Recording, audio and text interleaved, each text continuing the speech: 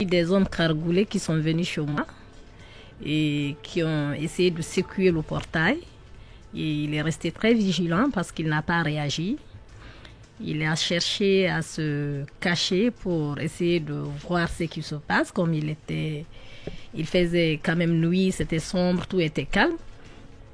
Et quand ils ont secoué le portail pendant plus d'1 heure de temps, ils ont fait le tour de la concession, la rue et tout.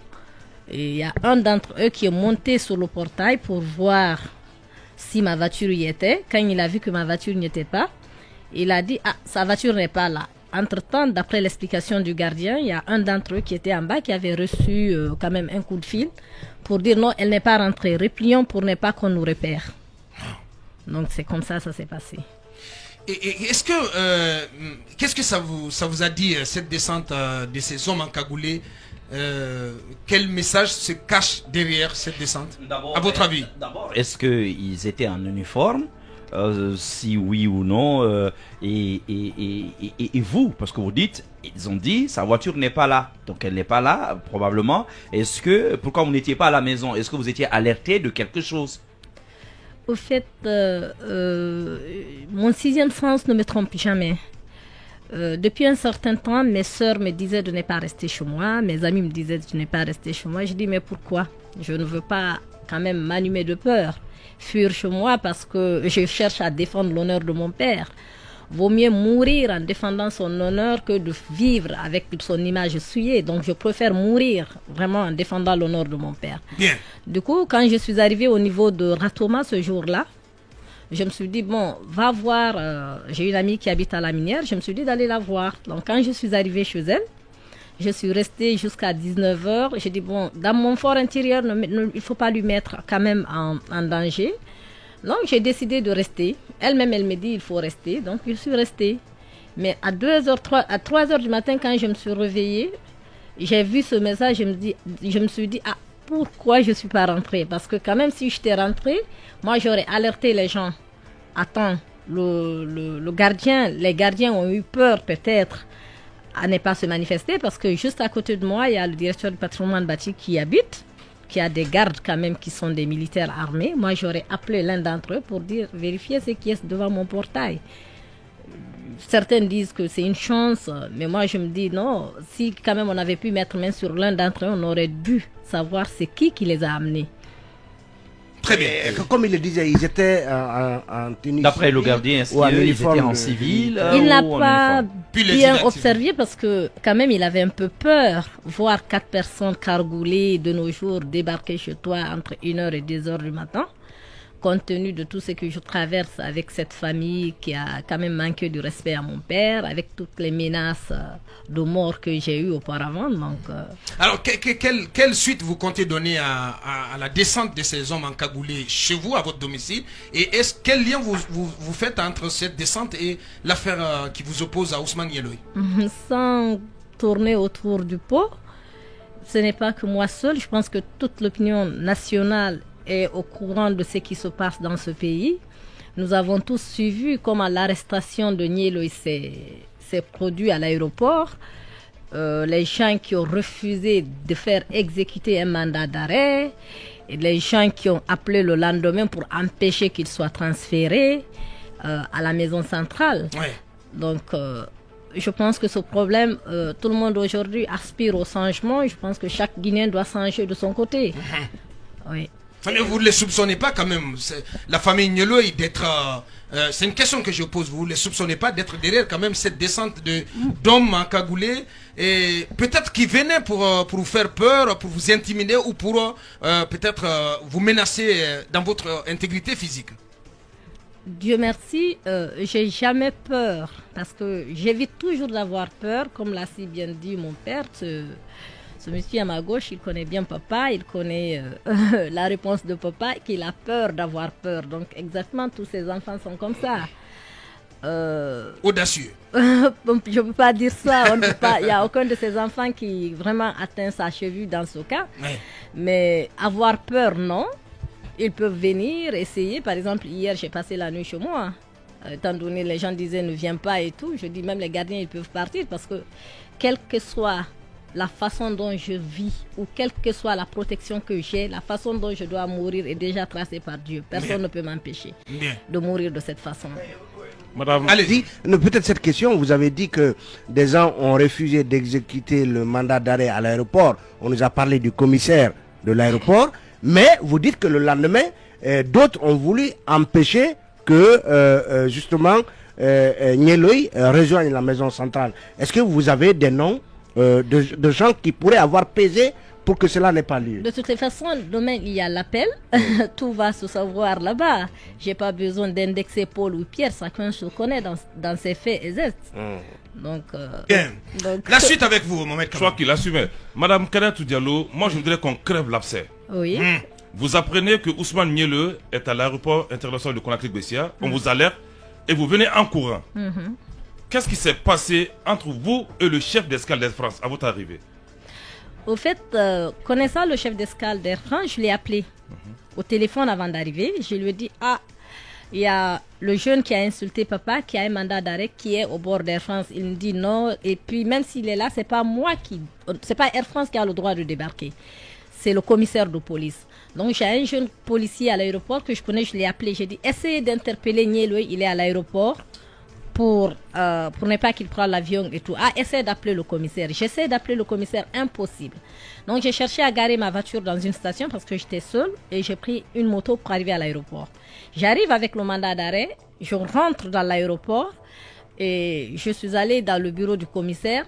On me dit de sortir, mais j'ai compris que le commissaire a donné des instructions de me faire sortir à l'aéroport. Je dis non, je ne sortirai pas d'ici, mon cadavre sortira d'ici. Tant que Nieloy est là, je suis là. Et après, il a fait comprendre que que Air France est parti. Mais après, j'ai demandé à ce qu'on me passe le manifeste de vol. On me dit qu'on ne peut pas me le donner sans autorisation, machin, tout ça. Mais je me suis renseignée parce que j'avais mon cousin qui était dans le vol Air France. Il m'a dit non, on a fini d'embarquer, il n'est pas dans Air France, il est avec, il prend Tunis Air.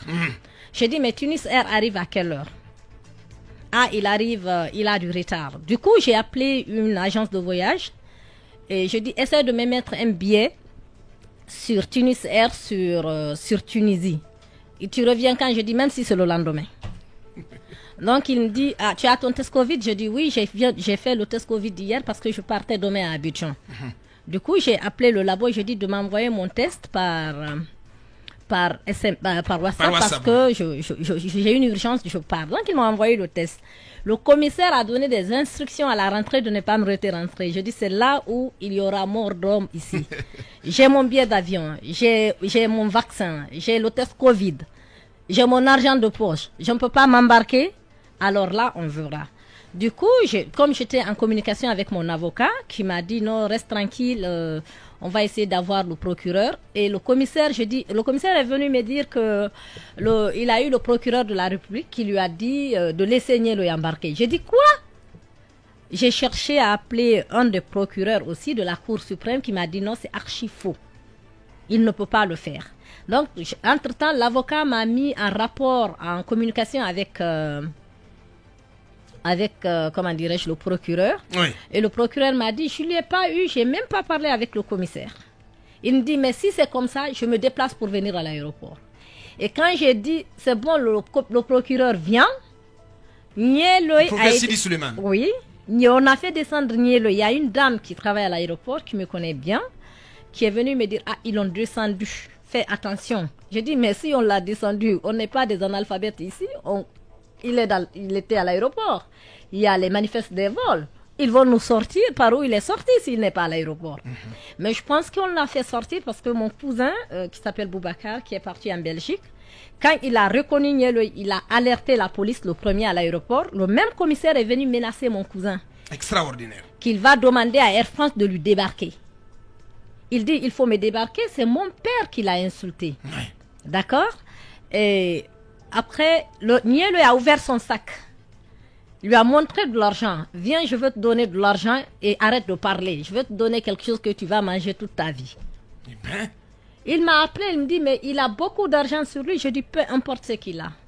Le mandat d'arrêt va être exécuté. ouais. C'est comme ça. Comme ça que ça se passe. Alors, Oui, Mohamed Diop. information, rectifiez-moi si l'information trompez. si je me trompe. Vous êtes, c'est chaud entre vous et le chef d'escale.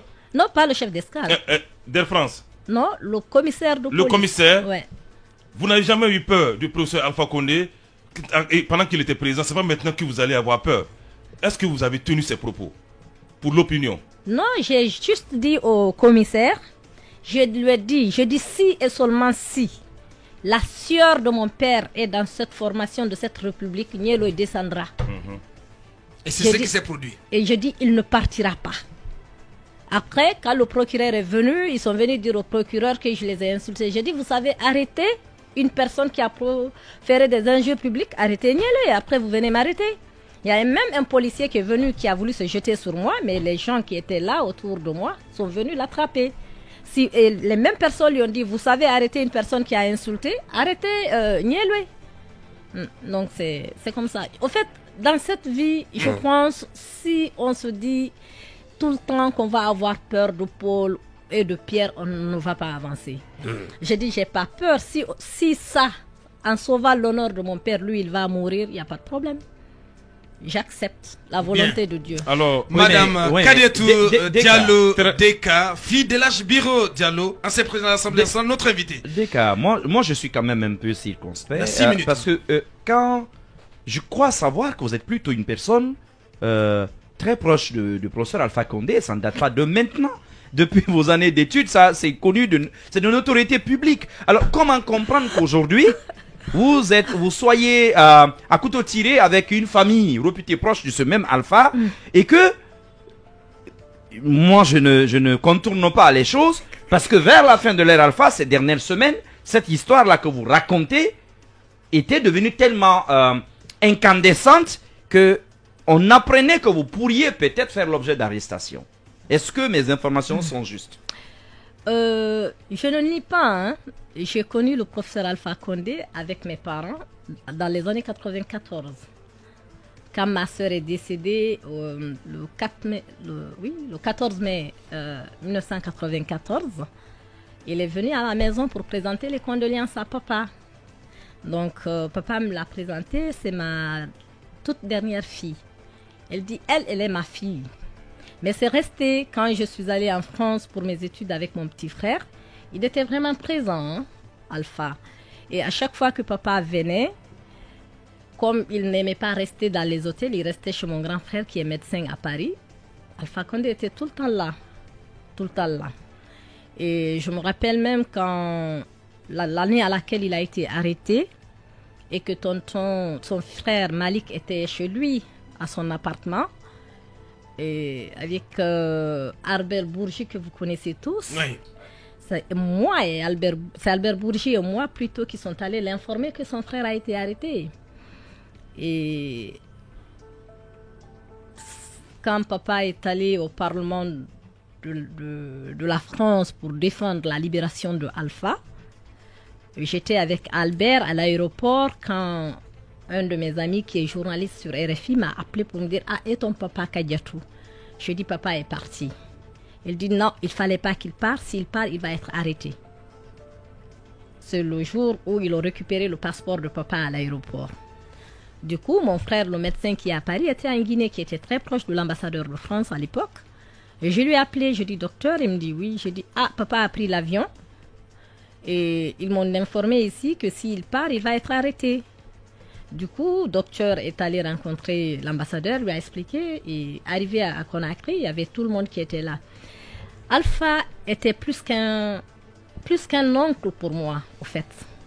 Il a veillé vraiment à ma vie en France et tout, mais tout a basculé quand il y a eu le CNDD au pouvoir. Et certainement, il pensait que j'allais pouvoir être vraiment son informateur au sein de la junte, que je n'ai pas voulu faire. Et un jour même, je lui ai dit... vous étiez réputé aussi proche de Dadis Camara. Au fait, j'ai été proche de Dadis. Je vous raconte une histoire. Dadis est l'un des meilleurs amis à mon frère, le militaire. Ah, d'accord. Et Dadis a un respect religieux pour mon père. Et quand moi, Alpha, je l'ai approché pas pour moi personnellement. Je suis la dernière fille de mon père. Tout le monde connaît les liens qui me lient à mon père, au fait. Alpha, j'ai été proche d'Alpha parce qu'il prétendait respecter mon père, au fait. Il prétendait. Il prétendait parce que vous avez vu la suite. Dans les faits, c'était pas cela. C'était pas cela. Il a payé des avocats pour défendre Niele qui a insulté mon père. Il a voulu me mettre en prison parce que, sous prétexte que je suis en train de diffamer son pouvoir. Dadis adore mon père. Dadis, bien avant qu'il soit président de la transition ici, à chaque fois, il cherchait à avoir les nouvelles de mon père, il faisait des commissions et tout. Et quand j'entends certains entourages de Niele dire oui, que mon nom était connu pendant le CNDD, ça me fait rire. Parce qu'aujourd'hui, je peux dire, il y a certaines personnes qui étaient avec le CNDD, mais tous les chefs d'État qui ont atterri en Guinée pendant la période de transition, chaque personne qui descendait de l'aéroport m'appelait par mon petit nom. Donc je ne vois pas qu'un pouvoir qui n'a pas fait un mois peut donner tant de notoriété ou de personnalité à une personne. Moi, j'ai un nom, j'aime le dire, j'ai un nom que je dois défendre. J'ai un nom, mon père nous a donné un nom à ses enfants vraiment, de le garder et de le faire valoir. Nous n'avons